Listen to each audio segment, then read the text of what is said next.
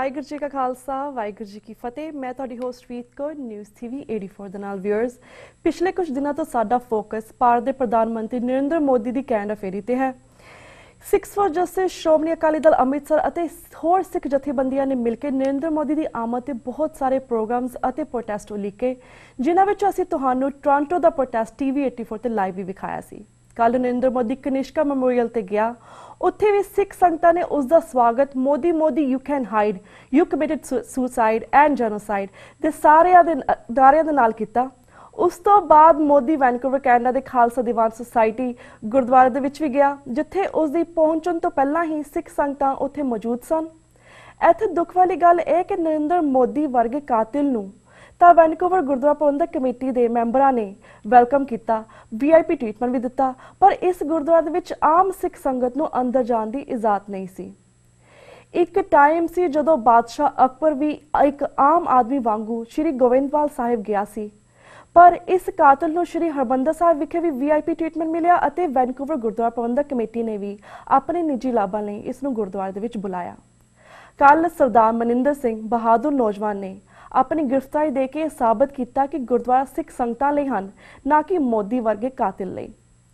ਅੱਜ ਅਸੀਂ ਇਸ ਅਣਖੀ ਸਿੱਖ ਨੌਜਵਾਨ ਸਰਦਾਰ ਮਨਿੰਦਰ ਸਿੰਘ ਜੀ ਨਾਲ ਗੱਲਬਾਤ ਕਰ ਰਹੇ ਹਾਂ, ਜਿਹੜੇ ਕਿ ਕੱਲ ਸੈਟਰਡੇ ਸਰੀ ਦੇ ਵਿੱਚ ਨਿਕਲਣ ਵਾਲੇ ਨਗਰ ਕੀਰਤਨ ਦੇ ਸਪੋਕਸਪਰਸਨ ਵੀ ਹਨ। ਤਾਂ ਸਾਨੂੰ ਹੁਣ ਲਾਈਨ ਤੇ ਜੁੜ ਚੁੱਕੇ ਨੇ ਸਿੱਖ ਐਕਟਿਵਿਸਟ ਫਰਮ ਸਰੀ ਕੈਨੇਡਾ ਸਰਦਾਰ ਮਨਿੰਦਰ ਸਿੰਘ ਜੀ। ਜੀ ਵੀਰ ਜੀ, ਵਾਹਿਗੁਰੂ ਜੀ ਕਾ ਖਾਲਸਾ ਵਾਹਿਗੁਰੂ ਜੀ ਕੀ ਫਤਿਹ। ਵਾਹਿਗੁਰੂ ਜੀ ਕਾ ਖਾਲਸਾ ਤੇ ਵਾਹਿਗੁਰੂ ਜੀ ਕੀ ਫਤਿਹ। ਭੈਣ ਜੀ ਜੀ ਵੀਰ ਜੀ, ਸਭ ਤੋਂ ਪਹਿਲਾਂ TV 84 ਦੇ ਦਰਸ਼ਕਾਂ ਦੇ ਪਹਿਲੀ ਵਾਰ ਰੂਬਰੂ ਹੋਣ ਤੇ ਅਸੀਂ ਤੁਹਾਡਾ ਸਵਾਗਤ ਕਰਦੇ ਹਾਂ। ਤੇ ਵੀਰ ਜੀ, ਅੱਜ ਸਾਡਾ ਫੋਕਸ ਬੇਸਿਕਲੀ ਜਿਸ ਤਰ੍ਹਾਂ ਤੁਸੀਂ ਕੱਲ ਪ੍ਰੋਟੈਸਟ ਤੋਂ ਪਹਿਲਾਂ ਹੀ ਤੁਸੀਂ ਗੁਰਦੁਆਰੇ ਦੇ ਸਾਹਮਣੇ ਪਹੁੰਚ ਗਏ ਸੀਗੇ, ਜਿੱਥੇ ਆਮ ਸੰਗਤ ਨੂੰ ਅੰਦਰ ਨਹੀਂ ਜਾਣ ਦਿੱਤਾ ਜਾ ਰਿਹਾ ਸੀਗਾ, ਜੇ ਤੁਸੀਂ ਆਪਣੀ ਗ੍ਰਿਫਤਾਰੀ ਵੀ ਦਿੱਤੀ। Can you tell us in detail like exactly what happened over there? ਹਾਂਜੀ, ਮੇਰੇ ਜਿਹੜੇ ਅਸੀਂ ਇੱਥੇ ਪਹਿਲਾਂ ਗੱਲ ਕਰ ਰਹੇ ਸੀਗੇ ਕਿ April 15 ਨੂੰ ਜਾ ਕੇ ਜਿਹੜੀ ਉੱਥੇ ਐਕਸੈਟਨ ਜਾਂ ਧਾਰਨਾ ਲਾਈ ਜਾਵੇ, ਉਹਦੇ ਵਿੱਚ ਇਹਦਾ ਲੱਗ ਰਿਹਾ ਸੀਗਾ ਕਿ ਉੱਥੇ ਕਾਫੀ ਕੰਫਲਿਕਟ ਸ਼ੁਰੂ ਹੋ ਜਾਣੀ ਹੈ ਸਾਈਡ ਦੇ ਵਿੱਚ ਜੀ। ਸੋ ਅਸੀਂ ਆਪ ਆਪਣੇ ਸਾਈਡ ਵੱਲੋਂ ਪ੍ਰੋਟੈਸਟ ਸਾਰਾ ਪਲਾਨ ਕਰ ਰਹੇ ਸੀਗੇ ਕਿ ਜਿਹੜਾ ਮੁਜ਼ਾਹਰਾ ਹੋਣਾ ਆ ਕਿ ਉਹਦੇ ਵਿੱਚ ਅਸੀਂ ਕਿੱਦਾਂ ਕਰੀਏ ਉਹਨੂੰ, ਤੇ ਉਹਦੇ ਵਿੱਚ ਸਾਨੂੰ ਇਹ ਸੀਗਾ ਕਿ ਐਟਲੀਸਟ ਐਟ ਅ ਮਿਨੀਮਮ ਕਿਸੇ ਨੂੰ ਦਾ ਜਿਹੜੀ ਚੈਲੰਜ ਕਰਨਾ ਚਾਹੀਦਾ ਆ। ਤੇ ਉਹਦੇ ਵਿੱਚ ਮੈਂ ਆਪਣੇ ਆਪ ਨੂੰ ਆਫਰ ਕੀਤਾ ਸੀਗਾ ਕਿ ਅਸੀਂ ਮੋਹਰੇ ਹੋ ਕੇ ਜਿਹੜੇ ਲੈਕਚਰਸ ਵੀ ਦਿੰਦੇ ਹੁੰਦੇ ਆ, ਮੋਹਰੇ ਹੋ ਕੇ ਜਿਹੜੇ ਅਸੀਂ ਖਾਲਿਸਤਾਨ ਦੀ ਤੇ ਹੋਰ ਆਜ਼ਾਦੀ ਦੀ ਵੀ ਗੱਲ ਕਰਦੇ ਆ, ਕਿ ਕਦੀ ਕਦੀ ਏਦਾਂ ਹੁੰਦਾ ਕਿ ਸਾਨੂੰ ਐਕਸ਼ਨ ਵੀ ਆਪ ਲੈਣਾ ਚਾਹੀਦਾ ਹੈ। ਸੋ ਕੱਲ ਸਵੇਰੇ 6:15 ਤੋਂ ਮੈਂ ਆਪਣੇ ਘਰੋਂ ਤੁਰਿਆ ਸੀਗਾ ਇਹ ਆਸ ਲੈ ਕੇ ਕਿ ਮੈਂ ਦਰਬਾਰ 'ਚ ਜਾਊਂਗਾ, ਖਾਲਸਾ ਦੀਵਾਨ ਸੁਸਾਇਟੀ ਰਾਸਤੇ ਵਿੱਚ ਉੱਥੇ ਬੈਠ ਕੇ ਤੇ ਉੱਥੇ ਹੀ ਬੈਠਾ ਰਹੂੰਗਾ ਤੇ ਉੱਥੋਂ ਵੀ ਮੈਂ ਉੱਠਣਾ ਨਹੀਂ ਸੀਗਾ।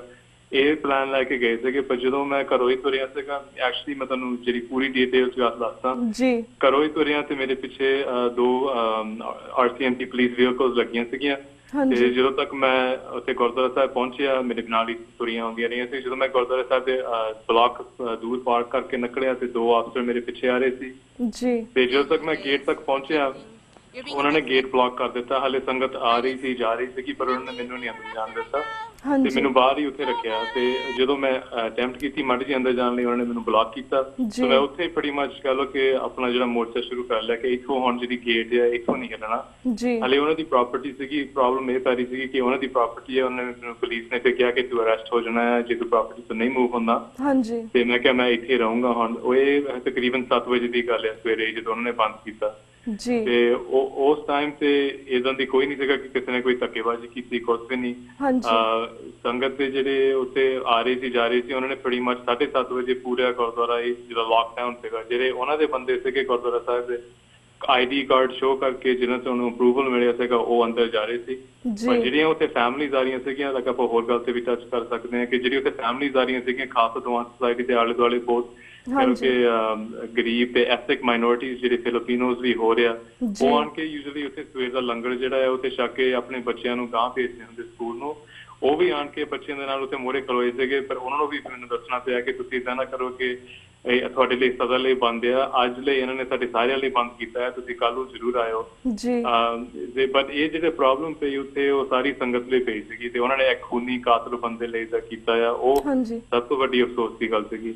ਬਿਲਕੁਲ ਬਿਲਕੁਲ। ਤੇ ਵਿੱਚ ਜਿਸ ਤਰ੍ਹਾਂ ਇੱਕ ਗੁਰੂ ਦਾ ਦਰਬਾਰ ਗੁਰਦੁਆਰਾ ਹੁੰਦਾ ਹੈ, ਸਾਰੀ ਸਿੱਖ ਸੰਗਤ ਅਸੀਂ ਉੱਥੇ ਜਾਣੇ ਵਿਦਾਰ ਐਨੀ ਪ੍ਰੋਬਲਮ, ਪਰ ਜਿਸ ਤਰ੍ਹਾਂ ਸਾਰੀ ਸਿੱਖ ਸੰਗਤ ਨੂੰ ਜਾਣ ਤੁਸੀਂ ਗੱਲ ਕੀਤੀ, ਪਰ ਕਿਸ ਤਰ੍ਹਾਂ ਦੇ ਕਿਸ ਕਿਸਮ ਦੇ ਲੋਕ ਅੰਦਰ ਜਾ ਰਹੇ ਸੀਗੇ ਔਰ ਕਿਸ ਤਰ੍ਹਾਂ ਨਾਲ ਉਹਨਾਂ ਨੇ ਮੋਦੀ ਦਾ ਵੈਲਕਮ ਕੀਤਾ? Can you tell us little bit in that too, ਅਗਰ ਤੁਹਾਨੂੰ ਇਸ ਬਾਰੇ ਜਾਣਕਾਰੀ ਹੈਗੀ ਆ?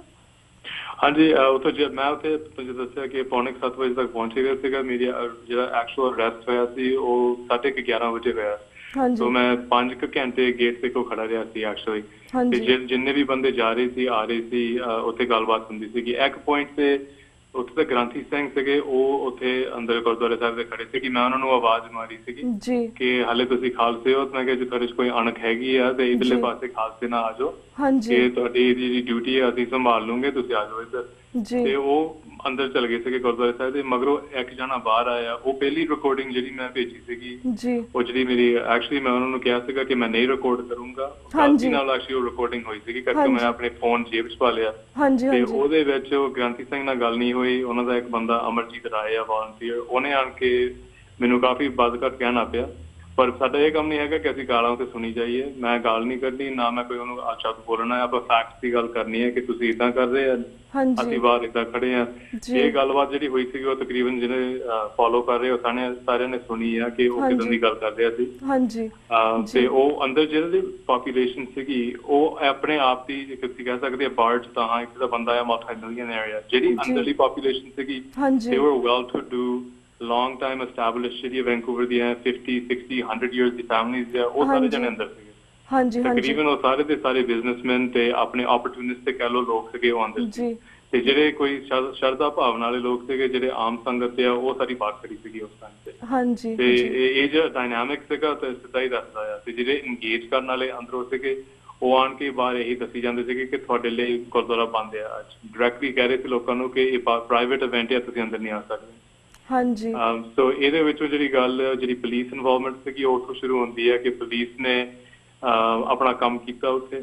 At the end of the day ਜਿਹੜੀ ਇੰਸਟਰਕਸ਼ਨ ਉਹਨਾਂ ਨੂੰ ਮਿਲੀ ਸੀਗੀ ਉਹਨਾਂ ਨੇ ਨਿਭਾਇਆ। ਤੇ ਅੰਦਰਲੀ ਹਾਲੇ ਇੱਥੇ ਤੱਕ ਸੀਗਾ ਕਿਉਂਕਿ ਸਿਕਿਉਰਿਟੀ ਬਹੁਤ ਹਾਈ ਲੈਵਲ ਤੇ ਸਾਰੇ ਥਾਂ ਤੇ ਸੀਗੀ। ਪਰ ਸਿਕਿਉਰਿਟੀ ਦੇ ਵਿੱਚ ਵੀ ਉਹਨਾਂ ਦੇ ਗਾਰਡਸ ਨੇ ਮੈਨੂੰ ਇਹ ਦੱਸਿਆ ਸੀਗਾ ਕਿ ਗੁਰਦੁਆਰੇ ਵੱਲੋਂ ਇਹ ਰਿਕੁਐਸਟ ਗਈ ਸੀਗੀ ਕਿ ਕੋਈ ਵੀ ਪੰਜਾਬੀ ਸਿੱਖ ਆ ਉਹ ਸਿਕਿਉਰਿਟੀ ਦੇ ਵਿੱਚ ਨਹੀਂ ਹੋਣਾ ਚਾਹੀਦਾ ਤੁਹਾਡੇ, ਜਾਂ ਮੁਸਲਮਾਨ, ਹਿੰਦੂ ਠੀਕ ਆ ਜਾਂ ਗੋਰੇ ਠੀਕ ਆ, ਪਰ ਕੋਈ ਵੀ ਮੁਸਲਮਾਨ ਜਾਂ ਸਿੱਖ ਜਿਹੜਾ ਹੈ ਉਹ ਸਿਕਿਉਰਿਟੀ 'ਚ ਨਹੀਂ ਆ ਸਕਦਾ। ਜੀ ਤੇ ਵੀਰ ਜੀ ਜਿਸ ਤੁਸੀਂ 2-3 ਵੀਡੀਓ ਰਿਕਾਰਡ ਕੀਤੀਆਂ ਸੀ, ਇਹਨਾਂ ਵਿੱਚੋਂ ਅਸੀਂ ਵੀ 2-3 ਵੀਡੀਓ ਬਾਰ-ਬਾਰ ਵੇਖੀਆਂ ਨੇ। ਇੱਕ ਵੀਡੀਓ 'ਚ ਅਸੀਂ ਲੋਕਾਂ ਨੇ ਆਪਣੇ ਜਿਹੜੇ ਦਰਸ਼ਕ ਨੇ ਉਹਨਾਂ ਨੂੰ ਕਲੈਰੀਫਾਈ ਕਰਨਾ ਚਾਹੁੰਦੇ। ਇੱਕ ਵੀਡੀਓ ਦੇ ਵਿੱਚ ਇਸੇ ਗੁਰਦੁਆਰੇ ਦੇ ਜਿਹੜੇ ਇੱਕ ਪ੍ਰਬੰਧਕ ਸੀਗੇ ਉਹਨਾਂ ਨੇ ਤੁਹਾਨੂੰ ਕਿਹਾ ਸੀਗਾ ਕਿ go back to your country, you don't belong over here. Is that true? Like he really said something like that?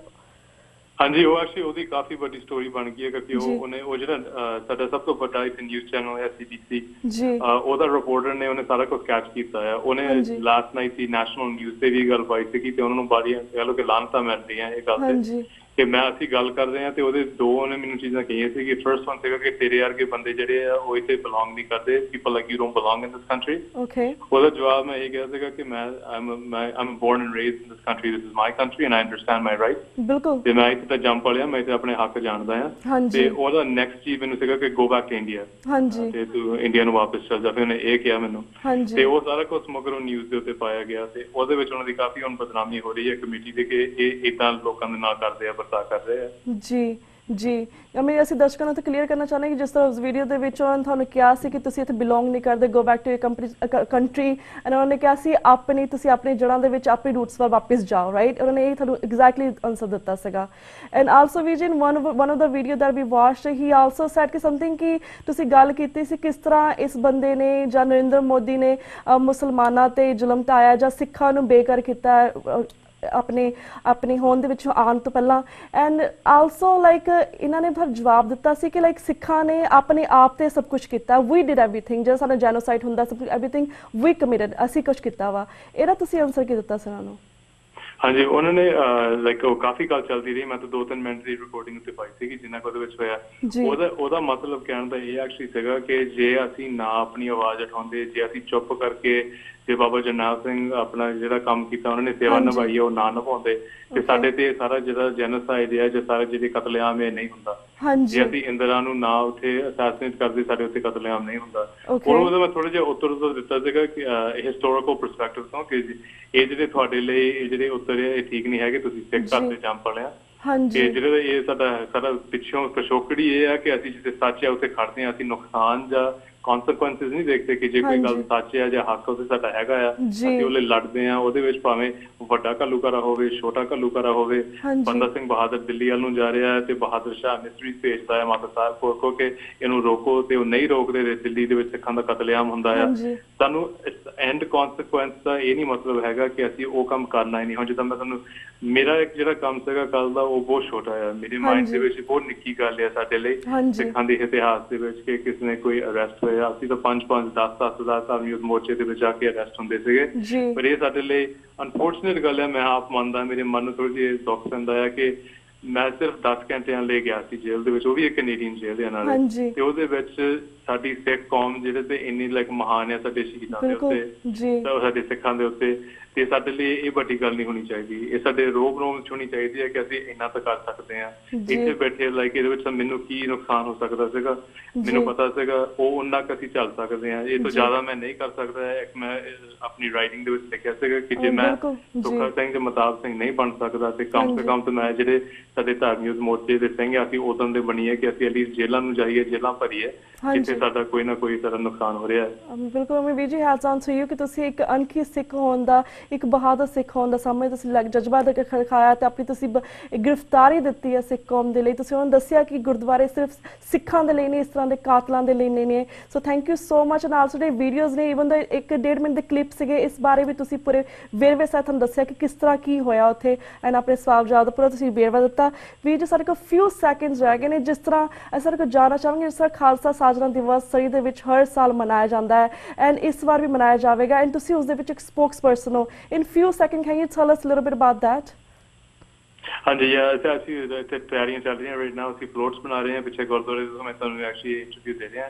ਸਾਰਾ ਕੁਝ ਇੱਥੇ ਬਹੁਤ ਵਧੀਆ ਤਰੀਕੇ ਨਾਲ ਚੱਲ ਰਿਹਾ ਸਾਡੇ ਜਿਹੜੇ ਫਲੋਟਸ ਆ ਸਾਡੀ ਥੀਮ ਐਕਚੁਅਲੀ ਹੈਗੀ ਆਜ਼ਾਦੀ ਫਰੀडम ਤੇ ਖਾਲਿਸਤਾਨ ਦੀ ਹੈ ਤੇ ਸਾਡੀ ਮੇਨ ਸਟੇਜ ਤੋਂ ਐਕਚੁਅਲੀ ਐਕਸ ਜਥੇਦਾਰ ਭਾਈ ਬਲਵੰਤ ਸਿੰਘ ਨੰਦਗੜ੍ਹ ਭਾਈ ਜਸਵਿੰਦਰ ਸਿੰਘ ਮਲੋਇਆ ਜਿਹੜੇ ਸ਼ਹੀਦ ਭਾਈ ਬਿਆਨ ਸਿੰਘ ਦੇ ਸੁਪੁੱਤਰ ਆ ਉਹ ਆਏ ਨੇ ਇੱਥੇ ਭਾਈ ਹਰਿੰਦਰ ਸਿੰਘ ਆਏ ਆ ਤੇ ਦਾਸ ਜੀ ਆਪਣਾ ਜਿਹੜਾ ਮੈਂ ਆਪ ਦੀ ਜਿਹੜੀ ਤਿਆਰੀ ਕੀਤੀ ਹੈ ਉਹ ਮੇਨਲੀ ਇਹ ਇਸ਼ੂ ਤੇ ਹੈ ਕਿ ਸਾਡੇ ਜਿਹੜੇ ਮੋਰਚੇ ਆ ਸਾਨੂੰ ਗਾਂਹ ਕਿੱਦਾਂ ਲਾਉਣੇ ਪੈਣੇ ਆ ਯੂਥ ਨੂੰ ਕਿੱਦਾਂ ਇਨਵੋਲਵ ਕਰਨਾ ਹੈ ਕਿ ਜਿਹੜੀ ਆਜ਼ਾਦੀ ਦੀ ਸਟਰਗਲ ਆ ਤੇ ਇੱਥੇ ਜ਼ਰੂਰ ਮੈਂ ਕਹਿਣਾ ਚਾਹੁੰਦਾ ਹਾਂ ਕਿ ਜਿਹੜੇ ਸਾਡੇ ਵੀਰ ਸਿੱਖ ਫॉर ਜਸਟਿਸ ਤੇ ਸ਼੍ਰੋਮਣੀ ਅਕਾਲੀ ਦਲ ਅੰਮ੍ਰਿਤਸਰ ਦੇ ਉਹਨਾਂ ਨੇ ਕੈਨੇਡਾ ਦੇ ਵਿੱਚ ਸਭ ਤੋਂ ਜ਼ਿਆਦਾ ਜ਼ੋਰ ਪਾਇਆ ਭਾਈ ਗੁਰਪਤਵੰਤ ਸਿੰਘ ਨੇ ਜਿਹੜੇ ਇੰਟਰਵਿਊ CTV ਨਿਊਜ਼ ਤੇ ਦਿੱਤਾ ਉਹ ਸਾਡੇ ਲਈ ਬਹੁਤ ਵੱਡੀ ਗੱਲ ਹੈ ਕੈਨੇਡਾ ਦੇ ਵਿੱਚ ਤੇ ਉਹਨਾਂ ਦਾ ਅਸੀਂ ਬਹੁਤ ਬਹੁਤ ਧੰਨਵਾਦ ਕਰਦੇ ਹਾਂ ਕਿ ਸਾਰਿਆਂ ਨੇ ਸਹਿਯੋਗ ਦੇ ਕੇ ਸਾਰਿਆਂ ਨੇ ਇਕੱਠੇ ਹੋ ਕੇ ਮੋਰਚਾ ਸਾਫ਼ ਕੀਤਾ ਕੈਨੇਡਾ 'ਚ ਜੀ ਬਿਲਕੁਲ ਵੀਰ ਜੀ thank you so much for your time and ਇਹਨਾਂ ਮੁੱਦਿਆਂ ਦੇ ਉੱਤੇ ਆਪਣੇ ਵਿਚਾਰ ਸਾਡੇ ਦਰਸ਼ਕਾਂ ਨਾਲ ਸਾਂਝੇ ਕੀਤੇ ਆਨਸਰ ਕੀਤਾ ਹੁਣ ਤੁਹਾਡੇ ਕੋਲ ਅਸੀਂ ਇਜਾਜ਼ਤ ਲੈਣੇ ਕਿਉਂਕਿ ਸਾਡਾ ਵਕਤ ਬ੍ਰੇਕ ਵੱਲ ਜਾ ਰਿਹਾ ਵੀਰ ਜੀ ਵਾਹਿਗੁਰੂ ਜੀ ਕਾ ਖਾਲਸਾ ਵਾਹਿਗੁਰੂ ਜੀ ਕੀ ਫਤਿਹ viewers वक्त हो गया एक छोटे जो ब्रेक था keep watching news TV 84 we'll be right back after a short break